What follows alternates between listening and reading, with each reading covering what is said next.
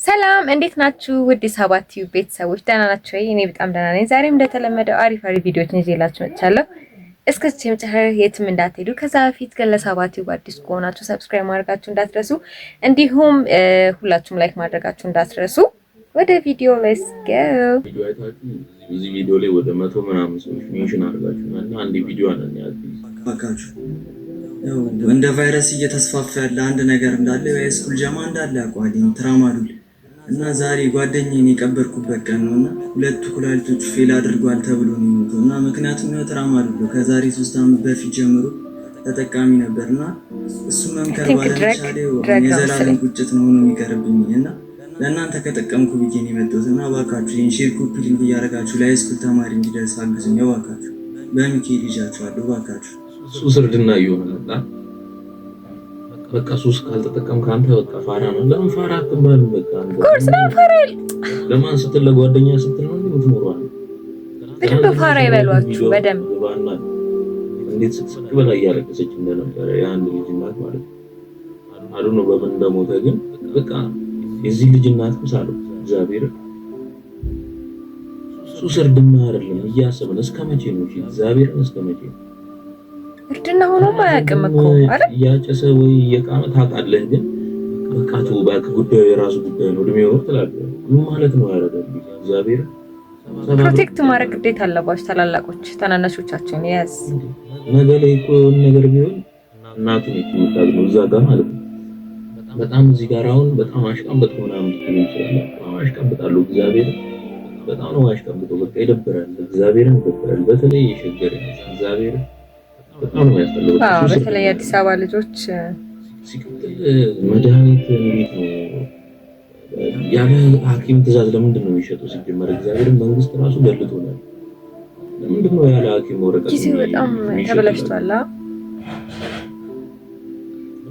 በተለይ ሴቶቹ ላይ እግዚአብሔርን ሴቶቹ ላይ እያየሁ ነበር።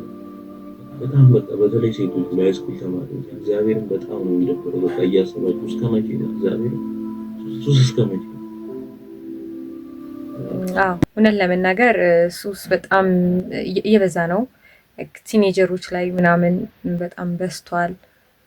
ፓርቲ ዴይ ፓርቲ ዌሬቨር ዊኬንድ ላይ ቅዳሜ ላይ ናይት ፓርቲ ምናምን እያዘጋጁ ብዙ ሴቶችም ይሁን ወንዶች እየተጎዱ ነው። ይህን ነገር በደንብ ነው ኦነስት ስፒኪንግ እኔ ባለሁበት ኢንቫይሮንመንት ደግሞ ብዙ ነገር ስለማውቅ ስፔሻሊ ሴቶች እኔ አሁን ወንዶች አሁን ድሮ ወንዶች አይደለ ወንድ ልጅ ጎረምሳ ሲሆን እንደዚህ ነው።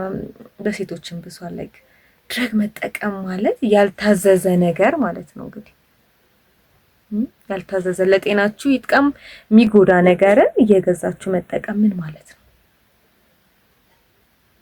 በጣም ነው የሚያሳዝነው። ልጁ እንደተናገረው ነው ማለት ነው። ብዙ ሰዎች እየተጎዱ ነው። ሴቶች እኔ አሁን ወንዶችም ይኑሩ ምናምን እያልኩ መጠቀም የለበትም አይደለም። ድረግ ሁሉም ነገር ሴቲንግ ድረጎች ናቸው። ሱስ ማለት ሁሉንም ጫትም ሲጋራንም ወሬቨር ያካትታል። በእርግጥ ግን የሚወስዱ አሉ፣ በመርፌ ኢቭን የሚወስዱ አሉ፣ በመርፌ ማለት ነውና ምን ለመሆኑ ነው? ትውልዱ ወዴት እየሄደ ነው? በጣም ነው አንዳንዴ የምር እኔ ለራሱ የሚያሳስበኝና እንደዚህ አይነት ነገር ላይ በደንብ ቁጥጥር ቢኖር ሰውም የሚተው ይመስለኛልና ታላላቆች ደግሞ እሱ እንዳለው ላይክ ታላላቆች ታናናሾቻቸውን እንደዚህ ሲሆኑ ፓርቲ ሲሄዱ ወሬቨር እንደዚህ ሲያጨሱ ምን ሲሉ እድሜያቸው ነው ምናምን እያላችሁ የምትተዋችሁ ታላላቆች እናንተ ታላላቆች አይደላችሁም። ወደታችሁ መመለስ አለባችሁ። ታናናሾች ናችሁ። ግዴታ ነው። ታላቅ አንድ አመት እንኳን ታላቅ ስትሆን ሪስፖንሲቢሊቲ ሊኖር ይገባል። ስለታናሽህ ማሰብ አለብህና እባካችሁ አይ ቲንክ የሆነ ቻሌንጅ መጀመር ያለበት ይመስለኛል። ወደፊት በደንብ ከሰፋ ምናምን እስቲ እናየዋለን። ግን ቻሌንጅ መጀመር አለበት። የሆነ የ30 ቀን የ10 ቀን ምናምን እየተባለ ቻሌንጅ ቢለመድ ብዙ ሰው ይድናል ብዬ አስባለሁና ያሳዝናል። ፕሊዝ እንደዚህ አይነት ነገር ውስጥ ያላችሁ ወጣቶች ደግሞ አይዟችሁ። ሳታስቡ ነው እንደዚህ አይነት ውስጥ የምትገቡትና ለመውጣት ደግሞ ጊዜው ዛሬ ነው። በቃ አለቀ። ነገ ምናምን አትበሉ። ዛሬ ነው ጀምሩት ምናምን እና ስትራግል ስታረጉ በራሱ ሰዓት ነፃ ትሆናላችሁ። በእምነታችሁ ደግሞ በሁሉም በየራስ ሃይማኖቱ ጸሎት ምናምን አድርጎ አይዟችሁ። እሺ ኦኬ።